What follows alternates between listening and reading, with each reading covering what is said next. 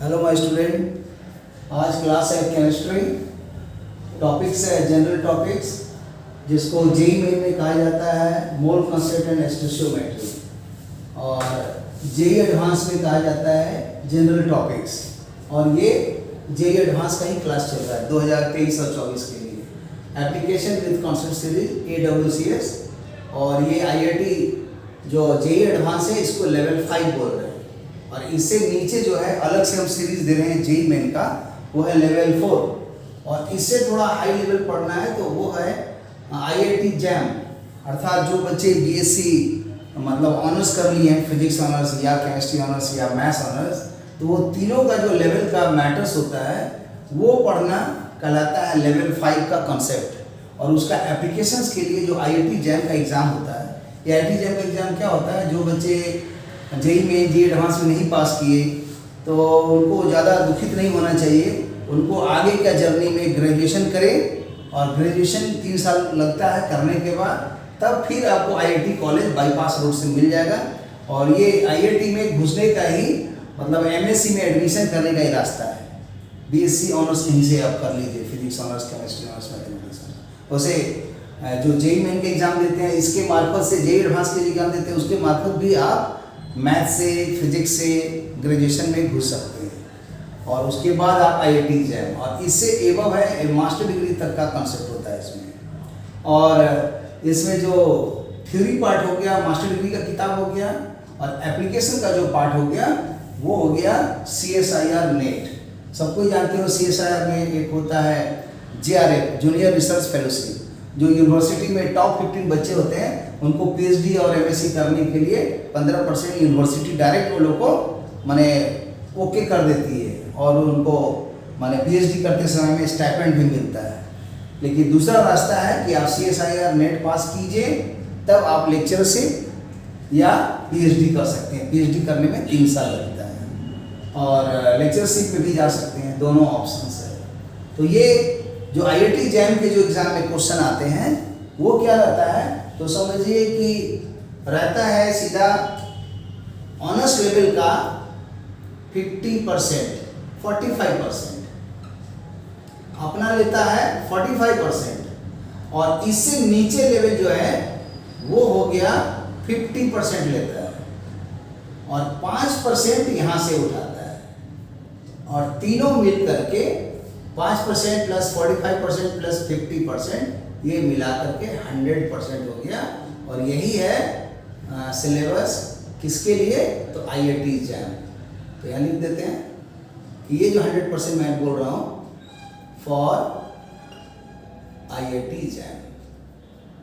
जो IIT jam exam देते हैं उनके लिए, मतलब थोड़ा अपने BSc ऑनर्स लेवल से नीचे आएगा तो उनको जेईई एडवांस का क्वेश्चन पूछता ही है, और पूछने के दरमियान में वो रहता है लेवल 5 का क्वेश्चंस, और 50% वही रहेगा। और कोई 50% भी खाली बना ले IIT जैम में तो क्वालिफाई कर जाएगा। इसके पहला काम होता है ये बनाना, इसके बाद BSc ऑनर्स तक का 45% बनाना, और कुछ मास्टर डिग्री का।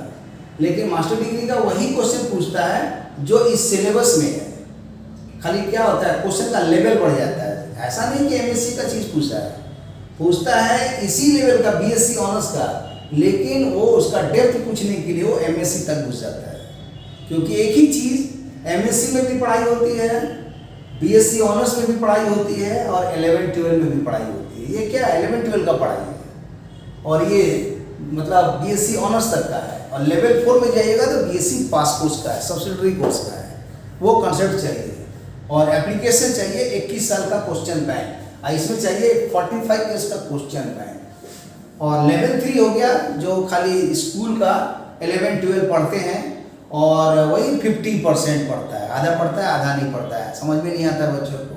और 50% क्या होता है, सैम्पल क्वेश्चन या चैप्टर वाइज क्वेश्चन बना करके थोड़ा मैनेज करता है। तो उस मैनेज में से जो परीक्षा के 1-2 महीने पहले बनाता है लोग, उस 50% में से आता है 20 नंबर। 50 तो आएगा नहीं 1 महीने में पढ़ करके, और पहले से जो आप 50% पढ़े हैं उसमें 40 नंबर आता है। 40-20 मिल के 60 आ गया।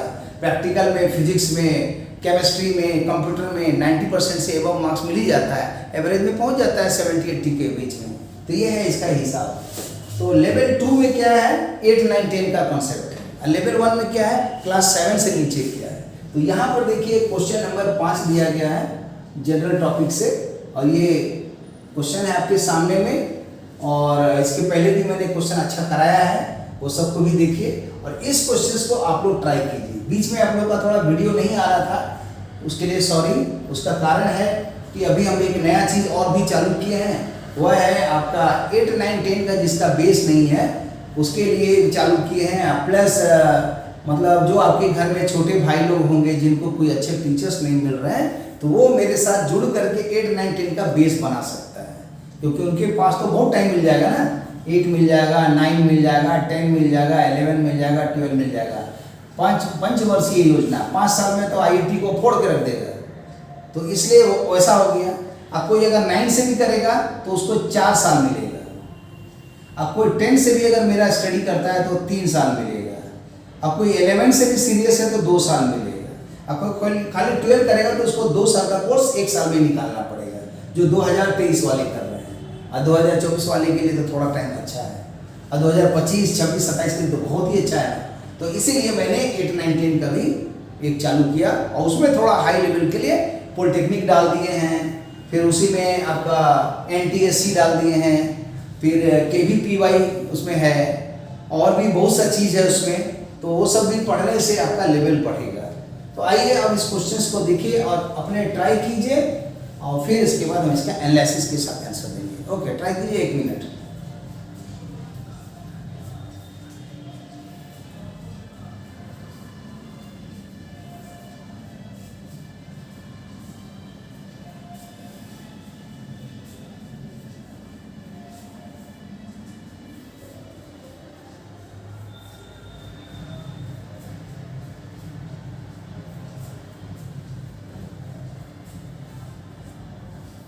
ठीक है, देखिए कैसे बनेगा।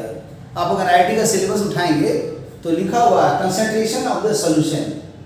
एक है नॉर्मलिटी, एक है मोलरिटी, एक है मोलैलिटी, एक है मोल फ्रैक्शन। यही 4 का नाम दिया हुआ है। लेकिन आप एक तो और जोड़ दीजिए, परसेंटेज कंसंट्रेशन। उसे भी एक आता है by wait, by volume, by strength. फिर एक और आ सकता है मोल फ्रैक्शन। तो ऐसे करके पार्ट पर मिलियन, ये सब आपका 12th क्लास के सोल्यूशन चैप्टर जो सेकंड चैप्टर से, वहाँ से भी आपका फायदा मिल जाएगा। और ये तो केमिस्ट्री का बैकबोन है, मोल कंसंट्रेशन स्टोइकियोमेट्री। जो ये नहीं पढ़ा वो केमिस्ट्री का न्यूमेरिकल कभी बना ही नहीं सकता है, और दूसरे चैप्टर में भी इसका यूज होता है, नंबर ऑफ मोल का, मोलरिटी का। इसलिए ये मेन चीज़ है। जैसे फिजिक्स में कैसे होता है, फिजिक्स में किसी को सीखना है तो बोलता है आदमी 2 ही चीज़ सीखिए, या तो फर्स्ट या लास्ट। फर्स्ट हो गया मैकेनिक्स, लास्ट हो गया मॉडर्न फिजिक्स। जिसका 2 स्ट्रॉन्ग है वो हमेशा मेडिकल हो या इंजीनियरिंग हो या JEE में हो, हमेशा क्वालिफाई करेगा। और उसमें भी मैकेनिक्स में जो आता है उसमें भी आप कैनेमेटिक्स से स्ट्रॉन्ग कीजिए। कैनेमेटिक्स बोलने का मतलब क्या हुआ, टाइम, पोजीशन, वेलोसिटी, एक्सेलरेशन, उससे रिलेटेड ग्राफ और फंक्शंस। तो वो पढ़ना, जिसमें आता है uniform velocity motion, uniformly striated motion, फिर वेरिएबल मोशन, फिर ग्राफ, फंक्शन का यूज। तो कैनेमेटिक्स से स्ट्रॉन्ग हो गया तो फिर बहुत चैप्टर स्ट्रॉन्ग हो जाएगा। उसी से आपका SHM स्ट्रॉन्ग हो जाएगा, उसी से आपका ग्रेविटेशन भी स्ट्रॉन्ग हो जाएगा, उसी से थर्मोडायनामिक्स में भी कैलकुलस का यूज होता है, खासकर फर्स्ट लॉ। आजकल तो सेकंड लॉ भी आपका सिलेबस में आ गया है, ठीक है, कार्नोट साइकिल भी आ गया, बहुत सा चीज़ है। तो थोड़ा पढ़िए सिलेबस को अच्छा से, और कंफर्म है कि एंट्रोपी पर क्वेश्चन रहेगा ही फिजिक्स में। और केमिस्ट्री में तो एप्लीकेशन ग्रुप में पहले से है, बीस फंक्शन भी पहले से है, खाली कांस्टेंट टेम्परेचर पर है, बस इतनी ही बात है। तो देखिए, इसको बनाने के लिए क्वेश्चंस पढ़िए और एनालाइज कीजिए। क्वेश्चन पढ़ने से लग रहा है, पूछ रहा है कि मोलैलिटी ऑफ द सॉल्यूशन कितना है, तो लिखेंगे मोलैलिटी ऑफ द सॉल्यूशन। इसको शॉर्ट में स्मॉल m लिखते हैं। ये कितना है ये पूछ रहा है, कैलकुलेट द मोलैलिटी। तो मोलैलिटी ऑफ द सॉल्यूशन को रिप्रेजेंट करते हैं स्मॉल m से, और ये हम लोग को कैलकुलेट करना है। यहाँ से पढ़ने से पता चला, क्वेश्चन समझ गए तो 50% बन गया। क्वेश्चन में ही आंसर है, where there is question there is answer. इसलिए क्वेश्चन समझिए। तो कैलकुलेट करना है मोलैलिटी, तो मैंने लिख दिया मोलैलिटी ऑफ द सॉल्यूशन कितना है, तो वो लिख दिए कि स्मॉल m मानते हैं। और ये भी जो मोलैलिटी ऑफ द सॉल्यूशन निकालने को बोल रहा है, तो उसमें एक बात लिखी गई है कि वो सॉल्यूशन 1 लीटर है, तो इसलिए यहां लिखेंगे वॉल्यूम ऑफ द सॉल्यूशन, जिसको रिप्रेजेंट करते हैं V से, और ये आंसर है 1 लीटर। अब देखिए 1 लीटर लिखा है, और एक तो कहीं लिखता है आदमी 1.0 और 1 लीटर, फिर लिखता है 1.00, फिर 1.00। इसके मतलब है कि ये 3 सिग्निफिकेंट डिजिट है, यहाँ 2 है, यहाँ 1 है आफ्टर डेसिमल। तो इसीलिए जो 1.0 है मतलब आफ्टर डेसिमल आपको 1 प्लेस सिग्निफिकेंट वैल्यू दिखा रहा है, अर्थात 2 डिजिट तक आंसर निकालिए और सेकेंड डिजिट को राउंड कर दीजिए। तो ये आया लीटर में, और जानते हैं कि 1 लीटर में मतलब होता है 1000 ml, और 1 ml में 1 cc, ऐसे लिख देते हैं 1 लीटर में 1000 ml, और इसी ml को बोलते हैं cc, सेंटीमीटर क्यूब या cc, सब एक ही चीज है। यूनिट डायमेंशन जानना जरूरी है, फिजिक्स केमिस्ट्री में बहुत लोग को ले डूबता है यूनिट डायमेंशन, जानता ही नहीं है कन्वर्जन, और कन्वर्जन रटा नहीं जाता है, लॉजिक होता है जो हम लोग बचपन में पढ़े थे, मिली सेंटीमीटर, वही सब फंडा है, और क्या है। अब आगे देखिए, ये लीटर को 1000 cc लिख दिए, ठीक है। अब राउंड करने के लिए माने 0.0 सिग्निफिकेंट फिगर वो सब नहीं लिखना, डायरेक्ट लिखिए। अरे 1 लीटर को 1 लीटर समझिए, 1.0 क्या जरूरत है, लेकिन मतलब वही जो बताया। वॉल्यूम हो गया। अब आगे लिखता है 93% कंसंट्रेशन है उसका, कंसंट्रेशन ऑफ द सॉल्यूशन, और कंसंट्रेशन क्या होता है और क्या उसका डेप्थ है, मैंने वीडियो में डाला हुआ है, खोजिएगा प्लेलिस्ट में दिखाई देगा कि मोल कंसेप्ट का 22 कंसेप्ट थ्योरी डाला हुआ है, तो सब पढ़िए। अब देखिए इसमें वॉल्यूम ऑफ द सॉल्यूशन मालूम हो गया, और ये लिखा हुआ कंसंट्रेशन 93%, तो इसके मीनिंग समझने होंगे। मतलब concentration of the solution of H2SO4 कितना है, weight by volume 93%, weight by volume. अब इसका मतलब समझना होगा, बहुत लोग क्या होते हैं ये 93% का मतलब ही नहीं समझते। चलिए मैं समझाता हूँ थोड़ा सा। 93% का मतलब जैसे याद कीजिए, कभी हम लोग एग्जाम देते थे स्कूल लाइफ में, तो सब लोग लिखते थे कि फुल मार्क्स 100 हुआ और उसमें आपने 93 पाया, तो फुल मार्क्स 100 हो गया, आपको 93 मिला। This answer is called 93%। अब इसमें और ज़्यादा माथापच्ची करने का जरूरत नहीं है कि 100 मल्टीप्लाई होगा कि नहीं होगा, क्या होगा, वो तब फालतू काम नहीं करना है। ये जो दिख रहा है प्रॉपर फ्रैक्शन, ऊपर में मतलब छोटा नंबर नीचे बड़ा है, इसको बोलते हैं प्रॉपर फ्रैक्शन। तो ये जो प्रॉपर फ्रैक्शन दिख रहा है 93%, यही आंसर्स 93% को रिप्रेजेंट करता है। तो परसेंटेज जुड़ा हुआ है फ्रैक्शन से, मतलब टोटल नीचे कितना है, ये ऊपर कितना है।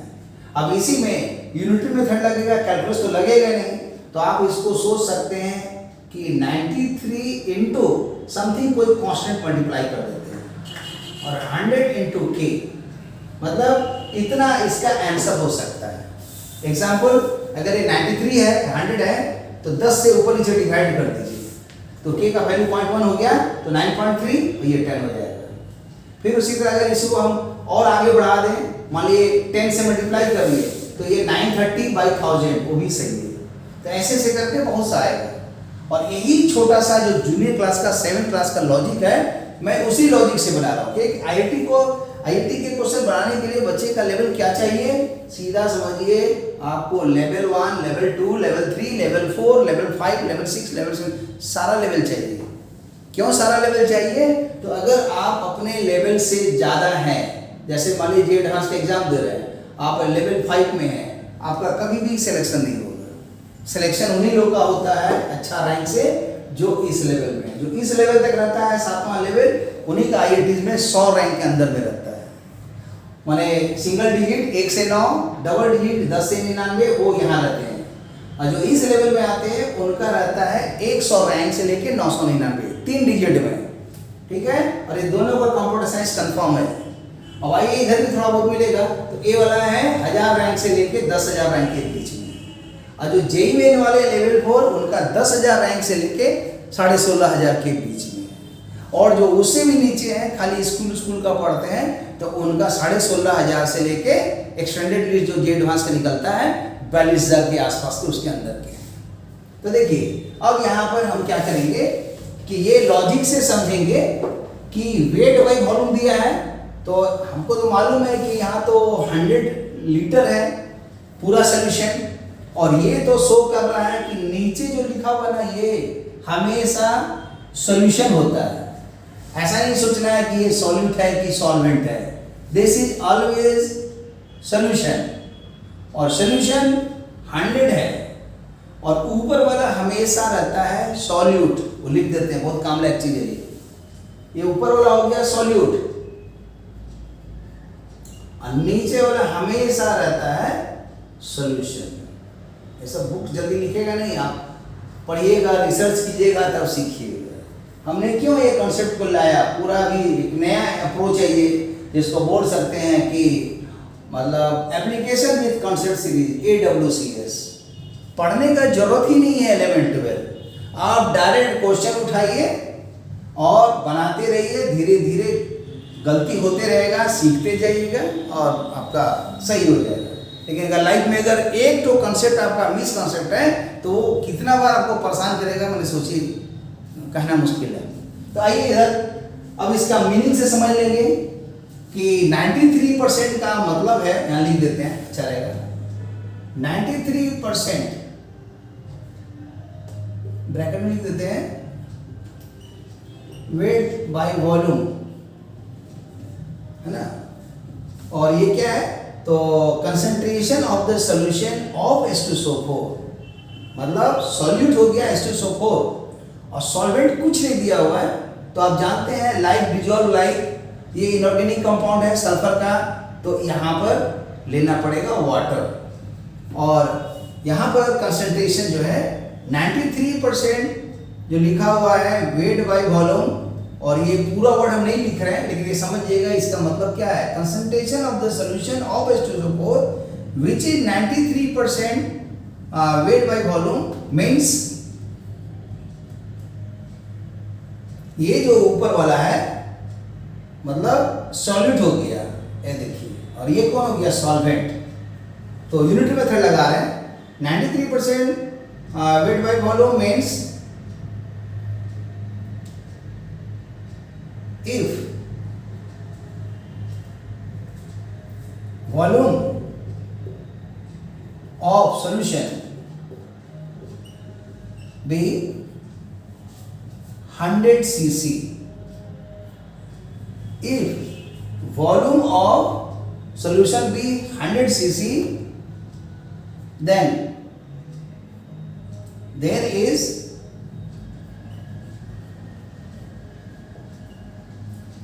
93 ग्राम ऑफ सॉल्यूट।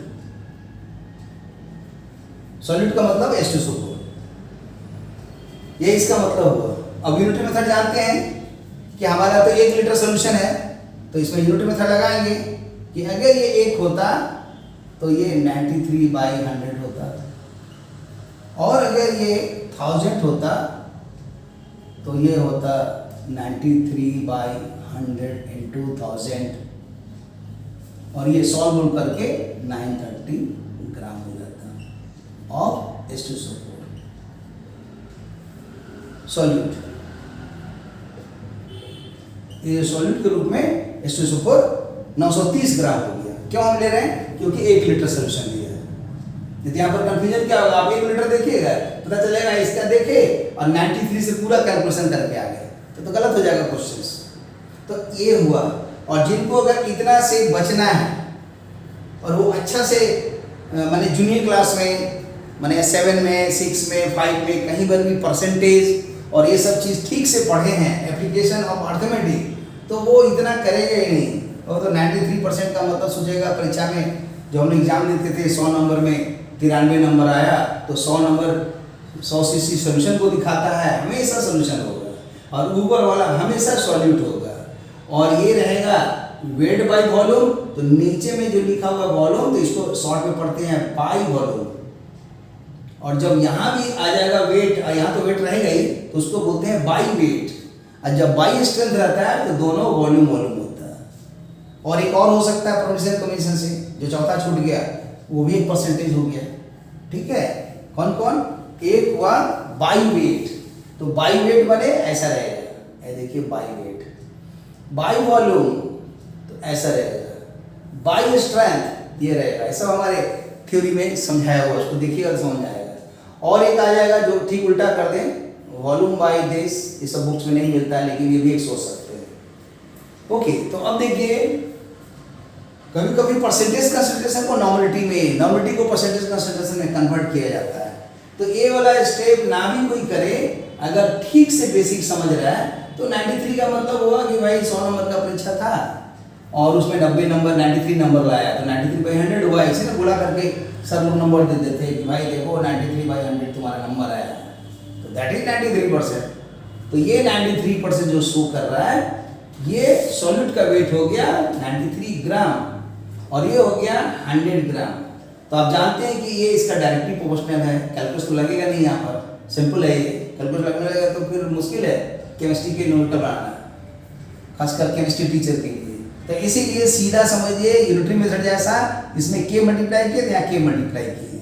तो इसी को देखते हुए लिख सकते थे, बगल में 10 से गुना कर देंगे 930 और यहाँ 1000 हो जाएगा। तो 1000 में 930, इतना फालतू का कैलकुलेशन करने का क्या जरूरत है, समय बचेगा। लेकिन एक बार आपको पढ़ना है तो डिटेल में जाया जाता है। कोई भी चीज़ पढ़ना है, जैसे देखिए इस लेवल में जाना है तो बहुत डिटेल में पढ़ा जाता है, ये थोड़ा कम डिटेल में होता है, ये और कम डिटेल में होता है, ये मीन और कम डिटेल। जितना फांकी मार में पढ़िएगा लेवल गिरते जाएगा। अब आइए आगे, अब जैसे निकल गया तो फाइनल हो गया कि हम लोग 1000 में सोचेंगे तो ये निकल गया। और ये क्या हुआ, तो वेट ऑफ द सॉल्यूट, तो लिख देंगे कि वेट ऑफ द सॉल्यूट मैंने H2SO4 है यहाँ, ये कितना है, मतलब कुछ नहीं बोल रहा है मैंने 1 लीटर सोल्यूशन में, तो 930 ग्राम ये निकल गया। तो ये आ गया, या ये मालूम है, ये मालूम है। फिर एक और अच्छा वर्ड लिखा हुआ है डेंसिटी ऑफ द सोल्यूशन, ये भी एक परेशान करता है आदमी को। तो देखिए क्या है इसका मतलब, तो डेंसिटी का मतलब होता है मास बाय वॉल्यूम, इसको लिख देते हैं डेंसिटी। ठीक है, लेकिन बहुत लोग इसके मीनिंग को नहीं समझते हैं, हम इस मीनिंग को समझाते हैं। क्या देखो, actually density mass by volume नहीं होता है। जैसे इसको और थोड़ा आगे बढ़ेंगे तो क्या होगा, डेंसिटी को डी लिख देते हैं, मास को मान लो लिख देते हैं, अच्छा इसमें और एक चीज लिखते हैं। यहाँ देखिए डेंसिटी मास बाय वॉल्यूम लिखे हैं, तो बेसिक में समझिए पहले इसको छोड़ करके कि एक्चुअली डेंसिटी होता क्या है। अभी मास तो समझ रहा है, वॉल्यूम समझ रहा है, अभी मेरे पास उतना समय नहीं है कि आपको वॉल्यूम क्या होता है वो पढ़ाएं, लेकिन ये भी पढ़ने का चीज़ है। और मास क्या होता है वो भी एक पढ़ने का चीज़ है। अभी हम मान के चले कि मास और वॉल्यूम बेसिक आपका क्लियर है, लेकिन डेंसिटी को भी बोल रहे हैं कि उतना क्लियर नहीं है। तो व्हाट इज डेंसिटी, यहाँ से डिफाइन करने के लिए, तो density is the joint venture of mass and velocity volume. मतलब किसी भी सिस्टम में अगर मास हाई है, ठीक है, वॉल्यूम को अब हम फिक्स कर दिए, मास जितना हाई होगा डेंसिटी हाई हो जाएगा, क्योंकि डायरेक्टली प्रोपोर्शनल है। ग्राफ खींचेंगे तो straight line passing through the origin first quarter में, और ठीक उल्टा अगर इसको मास को कांस्टेंट कर देंगे तो density is inversely proportional to volume. जितना वॉल्यूम कम होगा वो दिखा रहा है कि डेंसिटी ज़्यादा होगा। माने इसको बढ़ाना है तो मास बढ़ा देंगे, इसको घटा देंगे। और दोनों को वेरिएबल करना है तो इसको बढ़ाइए, और इसको घटाइए, डेंसिटी बढ़ जाएगा। और ये डेंसिटी का जो फार्मूला जो हम पढ़ते हैं, density mass by volume, popular है शॉर्ट में, D बराबर m/v। लेकिन यहाँ पर थोड़ा सावधान हो जाइए कि डेंसिटी को D आपने लिख दिया, ठीक है, और मास को आपने m लिख दिया, वॉल्यूम को v लिख दिया। लेकिन यहाँ पर ये समझना है कि किसका डेंसिटी, तो यहाँ देखिए पढ़िए, लिखा है डेंसिटी ऑफ द सॉल्यूशन।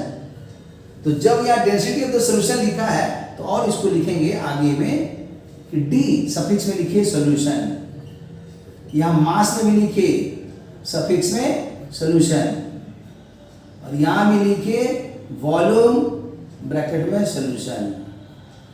मतलब ये भले देखने में छोटा लग रहा है और ये आगे बढ़ा, ये आगे आया, तो यहाँ पर लिखा हुआ है डेंसिटी ऑफ द सॉल्यूशन। तो जब डेंसिटी ऑफ द सॉल्यूशन हुआ तो ये मास ऑफ द सॉल्यूशन होगा, वॉल्यूम ऑफ द सॉल्यूशन होगा। इसमें अपना दिमाग नहीं लगाना है कि यहाँ पर solute solvent solution, solute solvent solution, solute solvent solution, तब तो हो गया। परमिशन कमीशन से पूछते रहिए कितना टू मेथड होगा, पता लगाइए। तो इसीलिए डेंसिटी ऑफ द सॉल्यूशन ये कंफर्म है कि यहाँ पर सॉल्यूट नहीं है, सॉल्वेंट भी नहीं है, ये सॉल्यूशन है। तो जब ये सॉल्यूशन का डेंसिटी निकाल रहे हैं तो मास भी सॉल्यूशन का ही होगा और वॉल्यूम भी सॉल्यूशन का भी होगा। तो इसीलिए बहुत एक अच्छा कंसेप्ट है, इसको समझिए। देखिए लाइफ में एक ही क्वेश्चन मोलिनिटी का बनाइए, लेकिन समझ के बनाइए, तो आपको क्या होगा, ये कहीं भी यूज होगा तो मिस्टेक नहीं होगा। और जिसके पास कॉन्सेप्ट नहीं रहता है वो क्या करता है, इसी टाइप का वैल्यू बदल बदल के, कहीं रहेगा 94, कहीं रहेगा 2 लीटर, कहीं रहेगा 1.74 ग्राम पर ml। अरे भाई एक वेरिएबल ये है, दूसरा वेरिएबल ये है, तीसरा वेरिएबल ये है, तो क्यों नहीं इसको हम एक जनरल वे में सोच लें भी, इसको भी जनरल वे में सोच लें, और उसके बाद 93 को भी जनरल में समझे, माने अलजेब्रा का यूज करके। और कैलकुलेशन मत कीजिए, पूरा फिजिक्स के जैसा या मैथ के जैसा पूरा ड्राइव कीजिए और लास्ट में एक बार कैलकुलेशन कीजिए। गलती क्या करते हैं आप लोग, हर लाइन में कैलकुलेशन करते हैं, उतना फुर्सत है। जे एडवांस का क्वेश्चन एवरेज एक क्वेश्चन बनाने के लिए लगता है 3.3 मिनट्स, और जेई मेन का बनाने का रहता है 2.4 मिनट्स, और उसमें 3 काम करना पड़ता है। पहला काम उसको बोलते हैं डेरिवेशन, मैंने पूरा भयानक डेरिवेशन चाहिए। फिजिक्स पढ़ रहे हैं तो फिजिक्स का डेरिवेशन, केमिस्ट्री पढ़ रहे हैं तो केमिस्ट्री का डेरिवेशन, मैथ पढ़ रहे हैं तो मैथ का डेरिवेशन। और 2 नंबर में आता है आपको सिनॉप्सिस। सिनॉप्सिस क्या होता है, फार्मूले। अगर कहीं पर मैथमेटिकल फॉर्मूला नहीं है तो लॉजिक, जैसे केमिस्ट्री में देखते हैं ऑर्गेनिक में क्या रहता है, लॉजिक। इनऑर्गेनिक में क्या है, लॉजिक। लेकिन फिजिकल केमिस्ट्री में क्या है, केमिस्ट्री वो है ही नहीं, उसमें है फिजिक्स का लॉ। जितना हम लोग फिजिक्स का लॉ पढ़ते हैं कुछ सिलेक्टेड लॉ यूज होता है और मैथमेटिक्स यूज होता है, तो वही है फिजिकल केमिस्ट्री। और तीसरा आ गया प्रैक्टिस। या प्रैक्टिस का मतलब हुआ हमारा न्यूमेरिकल एबिलिटी।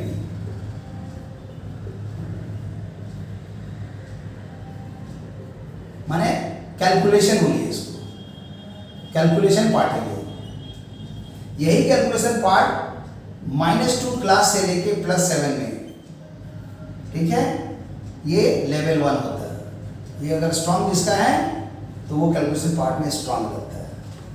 और ये जो है इसके बाद वाला लेवल 8 में, 9 में और 10 में लेवल 2 है।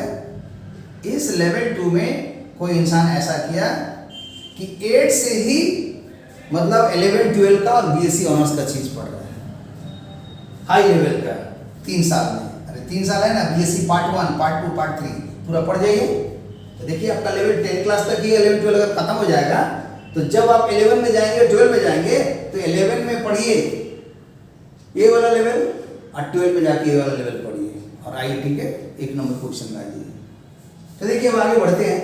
तो यहाँ DSP शॉर्ट में DSP यही तीनों कंसेप्ट लगेगा 2.4 मिनट में बनाना है, इसीलिए इसको आपको आधा करके 1.2 मिनट 1 मिनट में बनाने को बोलते हैं, और इसका भी आधा करके 1.5 मिनट में बनाने को बोलते हैं। लेकिन हम 1.5 मिनट नहीं देते हैं, आपको 1-1 मिनट ही दोनों में देते हैं स्पीड बढ़ाने के लिए।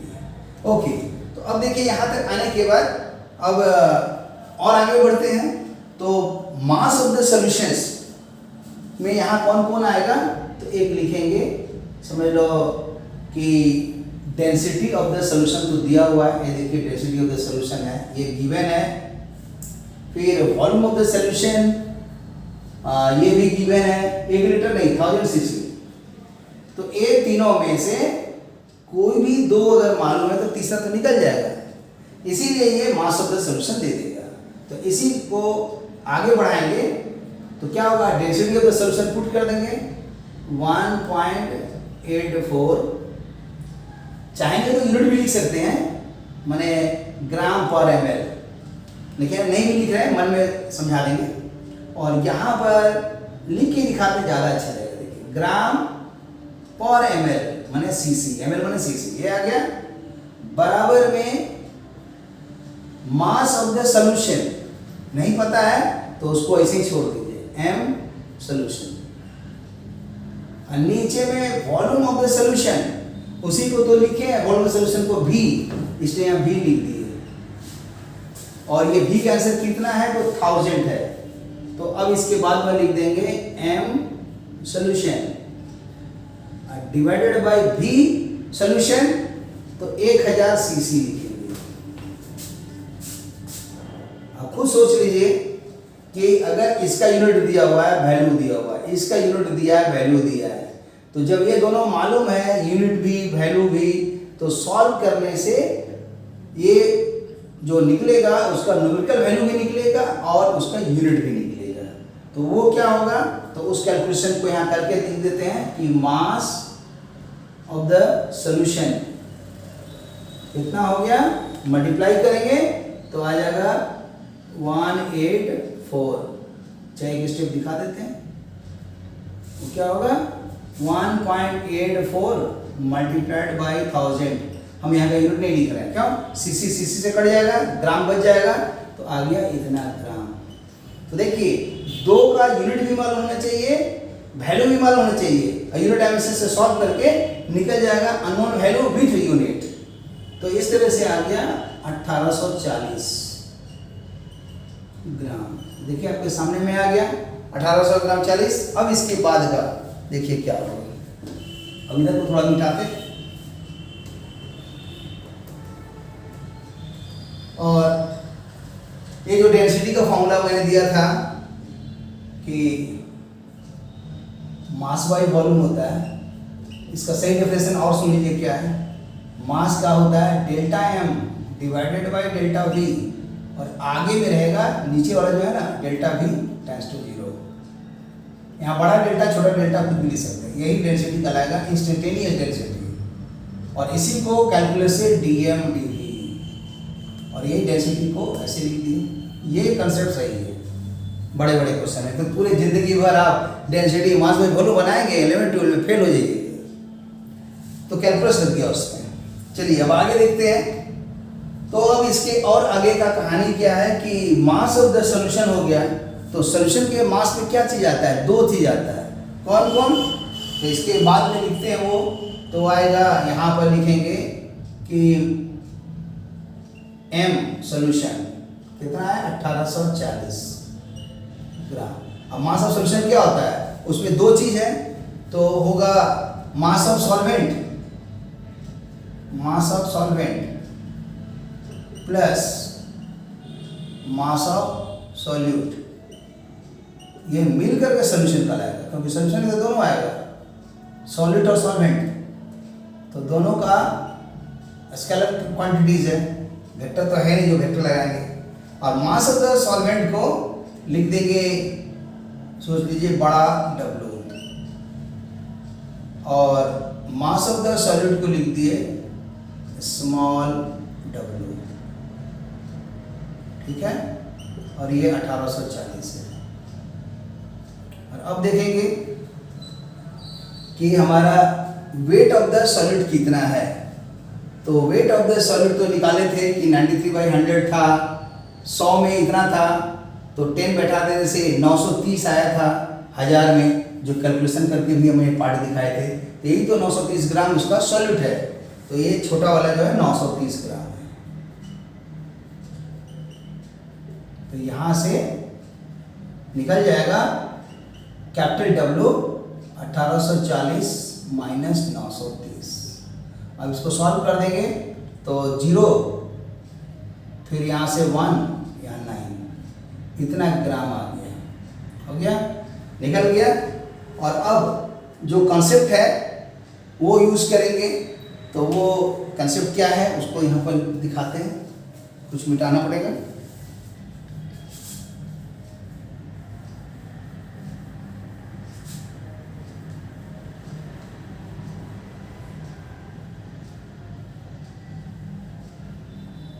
तो वो होगा यहाँ पर कि जो नॉर्मलिटी होता है वो हम लोग को पता है EVN/W 1000 होता है। ऐसे ही लिख रहे हैं, इसका यूज नहीं है, इसी बहाने याद हो जाएगा। मोलरिटी M0 Vm/this होता है। मोलरिटी स्मॉल m M0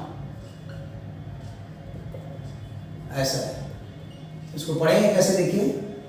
ये है equivalent weight of the solute, volume of the solution, normality of the solution और वेट ऑफ द सॉल्यूट। मतलब ये दोनों सॉल्यूट के लिए होता है। Equivalent weight of the solute, weight of the solute, और ये दोनों वॉल्यूम ऑफ द सॉल्यूशन का होता है। और उसी तरह ये मोलकुलर वेट है, ये मोलरिटी है, ये वेट ऑफ द सॉल्यूट है, और ये है वेट ऑफ द सॉल्वेंट। और यही कंसेप्ट लगेगा हम लोग का इसमें। तो अब जब ये फॉर्मूला लगेगा तो देखेंगे कि M0 कितना है, मोलकुलर वेट। तो ये क्या लिखा हुआ है, H2SO4। तो H2SO4 का मोलकुलर वेट निकाल लीजिए, यहाँ निकाल देते हैं। तो लिख देते हैं मोलकुलर वेट ऑफ H2SO4। तो ये एक मोलकुल है, इसमें हाइड्रोजन का होता है 2 बार आ रहा है, और इसका वैल्यू 1 होता है हाइड्रोजन का एटॉमिक वेट। सल्फर का 32 एक ही बार आया, और 4 टाइम्स आया। ऑक्सीजन ऐड कीजिए 98 आ गया, ठीक है। 64 और 34 जोड़ के 98 आ गया। तो 98 यूनिट लिखने की जरूरत नहीं है। तो यहाँ पर मोलकुलर वेट 98 है, पुट कर देंगे 98। फिर वेट ऑफ द सॉल्वेंट अभी निकाले थे, यहाँ पर देखिए वेट ऑफ द सॉल्वेंट 910 है, 910 बैठा दिए। और यहाँ हो गया मोलरिटी, और वेट ऑफ द सॉल्यूट ये देखिए 930 है, फिर ये 1000 हो गया। अब इसको सॉल्व कर देंगे तो 930 1000 देश और 910। अब इसमें देखिए क्या होगा, तो ये इससे कैंसिल हो जाएगा। तो 93/98 91 और 10 का पावर 3 इतना हो गया। अब 93 और 98 91 को मल्टीप्लाई करेंगे तो कितना आएगा, तो यहाँ पर दिखा देते हैं 98 और 91। तो ये आ जाएगा 98, यहाँ से 9 × 8 72, 7 बच गया 81 और 7 तो 80 से 88। क्योंकि 1 से करेंगे तो 98, 9 से करेंगे 9 × 8 72, 7 हाथ में बच गया, 9 × 9 81, 81 और 7 जोड़ दीजिए तो 88 आ गया। अब इसको जोड़ेंगे तो आएगा 0 1 और यहाँ आ जाएगा 9, यहाँ आ जाएगा 8। तो 8 9 1 8 वो लिख देंगे। और फिर यहाँ पर 93/8918 और into 1000 है। अब डिवाइड हो नहीं रहा तो इसके रेंज में लाने के लिए इसमें से 100 निकालिए। तो 9300/89 into 10 करके देख लीजिएगा, 10.43 के आसपास आंसर आएगा। तो जिस समय का अभाव है इसमें मैं कैलकुलेशन नहीं कर रहा हूँ, लेकिन अपना डिवाइड कर दीजिएगा, 10 से मल्टीप्लाई कीजिएगा, ये आंसर आ जाएगा। Okay, thank you for watching the video. और इसी तरह शेयर कीजिए, लाइक कीजिए और इसी तरह डिटेल में सोचिए। एक ही क्वेश्चन बनाए हैं आज, लेकिन इससे आपको सीखने का मौका मिला। Okay, thank you for watching the video. इसको शेयर कीजिए, लाइक कीजिए, फिर आने वाले समय में और भी अच्छा वीडियो देखिए। Okay, thank you, see you again, bye.